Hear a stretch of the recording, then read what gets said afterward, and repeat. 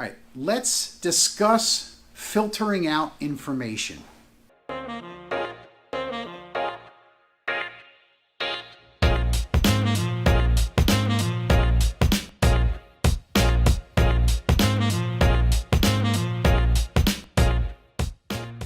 Welcome back. It's Gregory Martyr, local realtor in the Philadelphia area, coming at you with a short video on filtering out information. So I'm not saying don't listen.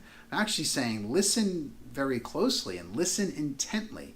In fact, you should be listening and asking questions more than anything else. So filtering out information, what I mean by that is listen for key points of information. And really it's the why or the pain, and pain doesn't have to necessarily hurt.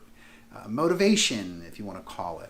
But we're looking to find out the why. And if you're listening intently and filtering out some of the noise, if you will, but you want to listen to everything they're saying because there's a reason why you say things, there's a reason why you think things, there's a reason why I'm saying this.